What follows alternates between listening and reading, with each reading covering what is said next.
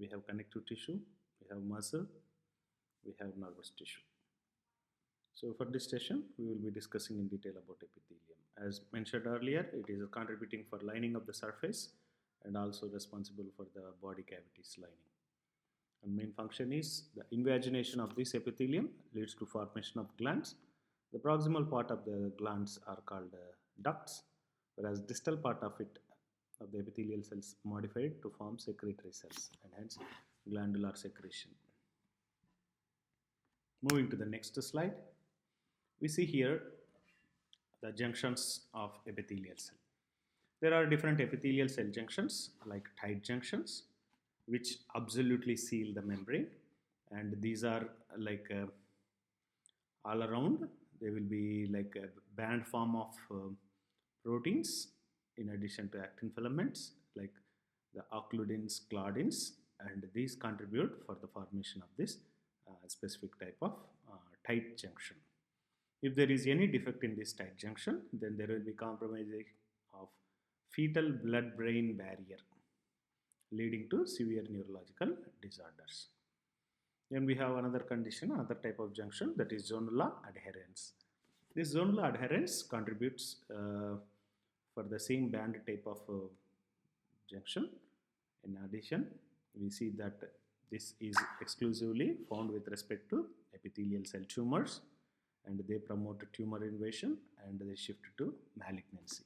So these epithelial cells are held together and are retained in their location, in their normal original location, by the proteins transmembrane E-cadherin, catenin complexes.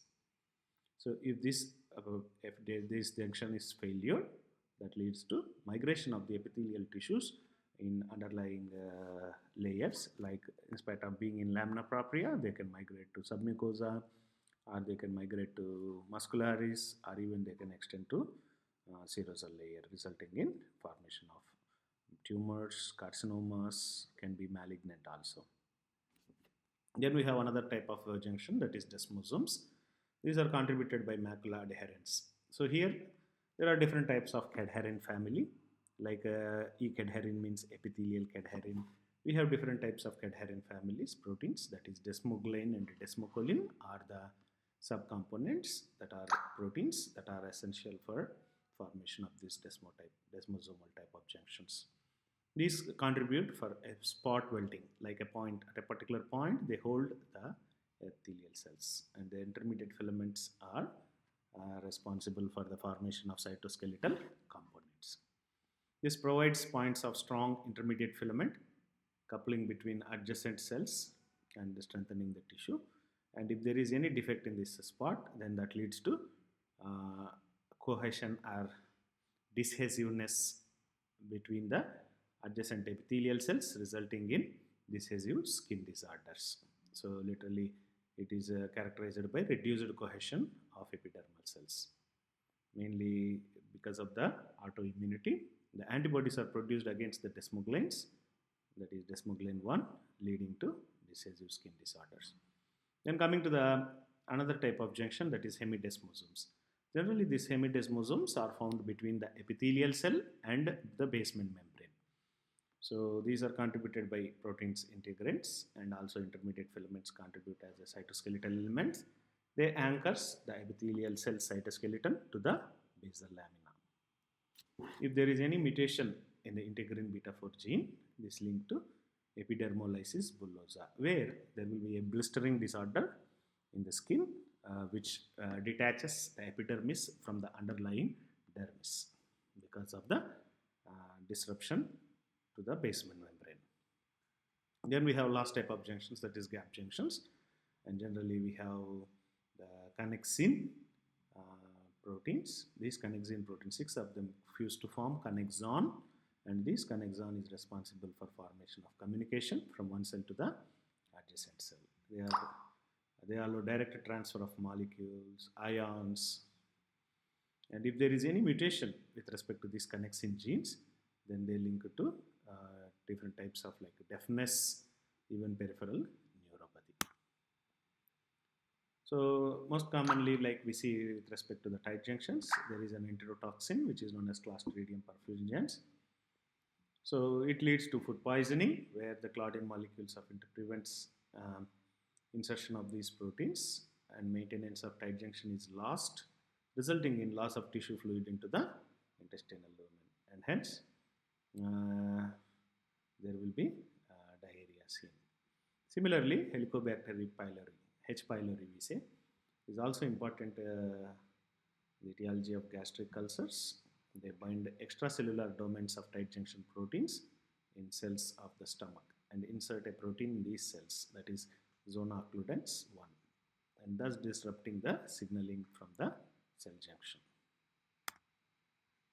These are, if you can look at this image, we see different components here. So these are the microvilli present on the epithelial cell. One, two, numerous microvilli are present on the superior luminal surface of the epithelial cell. These are the microvilli, and then the apical part of the cell is comprising of this cell is held with the adjacent cell by, you can see here, tight junctions. They are mainly band form. They enclose the cell, they seal that particular cell from leakage, preventing leakage. It comes the adherent junctions, which holds each of these adjacent cells to be retained in that particular location rather than migrating to abnormal sites. Then we have desmosomes. We see tight junctions and adherent junctions. They both are mainly by actin filaments, whereas desmosomes, comprising of desmocoline, so are held by the intermediate filaments. So we have discussed earlier the blistering diseases with skin, like pemphigus vulgaris, involving epidermis, which is the stratified squamous epithelium of the oral mucosa due to abnormal desmosome function, autoimmune reaction resulting in destruction of the desmocoline 1, resulting in cell-to-cell adhesion, thereby causing the abnormality. Even celiac sprue disease. So gluten is a food particle. Some of us are having antibodies against that. So once the gluten is taken in, then there will be immunological reactions taking place, resulting in disruption of the epithelial cell surface, which is with respect to microvilli brush border, and they are lost. So increasing there will be defect in the absorption, and hence called as malabsorption. Thus, malabsorption problems and structural changes are reversible when glucose is removed from the diet.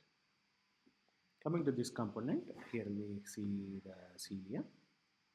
So we have the cilia as comprising of two parts, that is the basal body and the superficial distal tip of cilia. So literally the distal tip of cilia comprises of duplets, 1, 2, 3, 4, 5, 6, 7, 8, 9. 9 duplets, 9 plus 2 arrangement. Whereas in the basal body, if you take the section, so it will be existing in the form of triplets. Microtubules are arranged in the form of triplets, 1, 2, 3, 4, 5, 6, 7, 8, 9. 9 plus 0 arrangement in the basal body, whereas 9 plus a pair in the center. So 9 plus 2 in the tip of the cilia. So generally there are different arms present and the dynein arms. So with respect to dynein arms defect, resulting in a clinical condition known as ciliary dyskinesia, where the individual failed to be fertilized, where the individual will be having complications like sperm migrating and other respiratory disorders. So coming to the epithelium proper, where do we see different epithelia? We have squamous epithelium.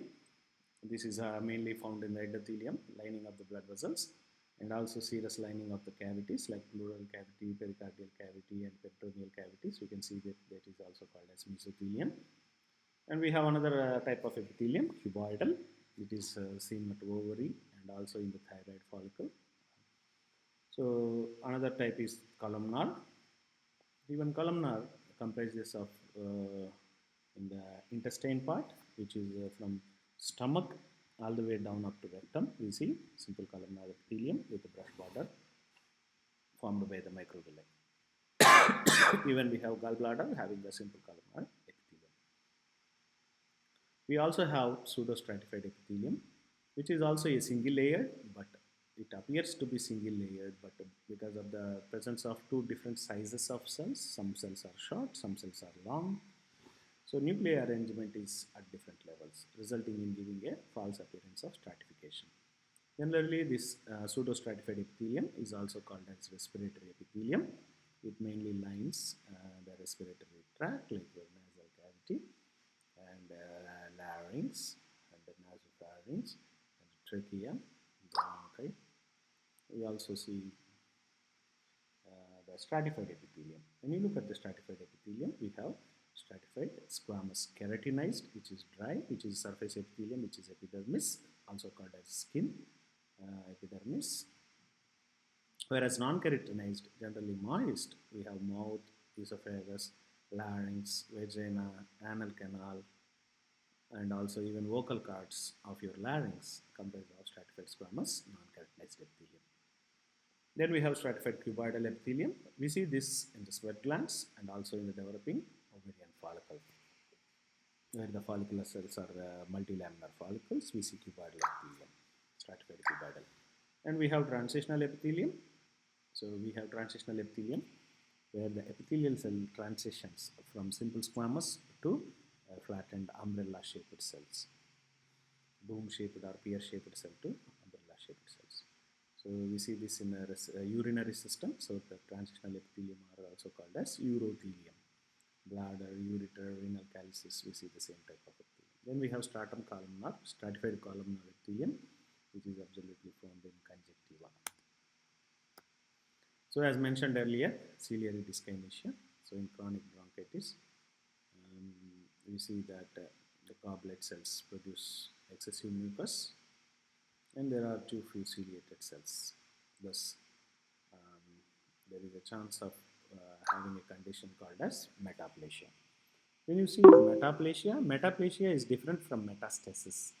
Metaplasia is temporary transformation of one epithelium to another epithelium. Generally, we have simple squamous epithelium, which is transformed to stratified epithelium, or simple columnar epithelium, which is secretory epithelium, is transformed to stratified epithelium. Or sometimes the stratified epithelium is transformed to simple epithelium, mainly because of the temporary presence of the stimulus. Maybe smoke, maybe acidic reflux, so leads to a condition known as metaplasia. Whereas metastasis is migration of epithelial cells from the lining epithelium into underlying layers. Can be lamina propria, can be submucosa, can be muscularis, even can be adventitial layers. So this is another condition with respect to acne. So generally glandular, we call them as carcinomas, and we call them as adenoglandular carcinomas, tumors. These are malignant tumors, carcinomas.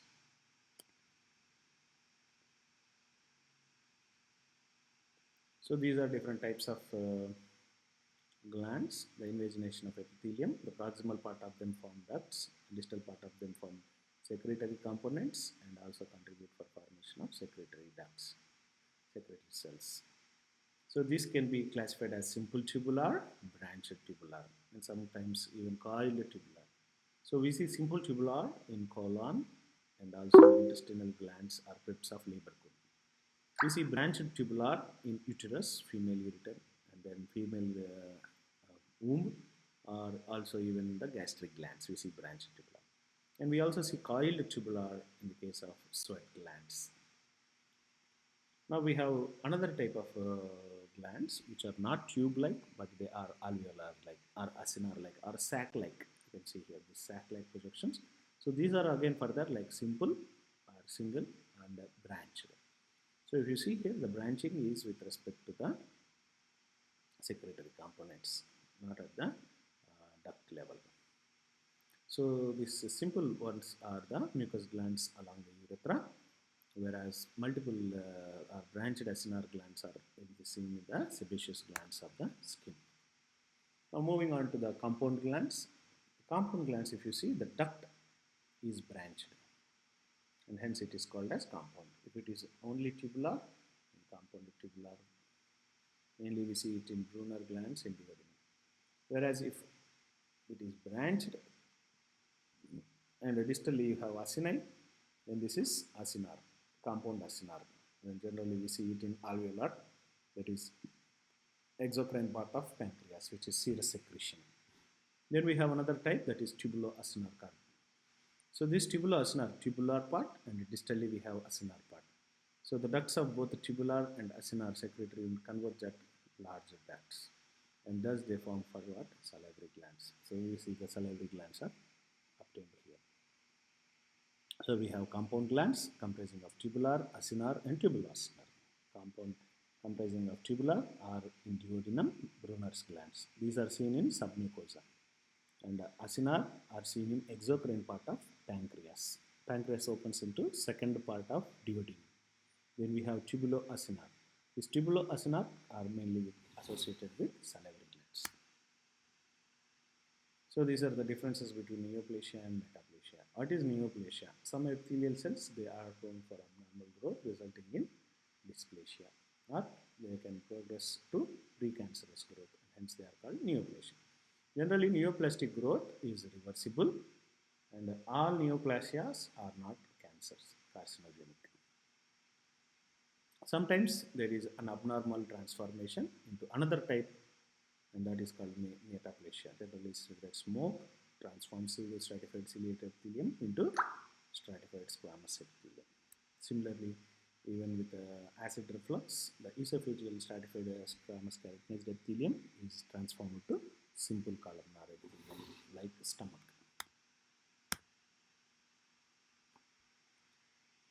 So the epithelial cells secrete different types like neurocrine gland, halocrine gland, apocrine gland. Neurocrine gland, the secretory cells do not lose any component, but only secretions are released into the luminal surface.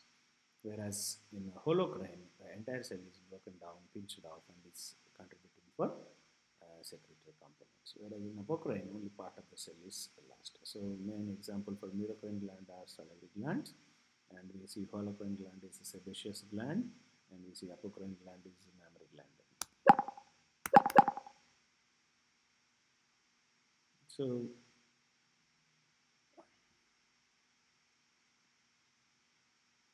these are some other important things with respect to lab. We will discuss in the next video.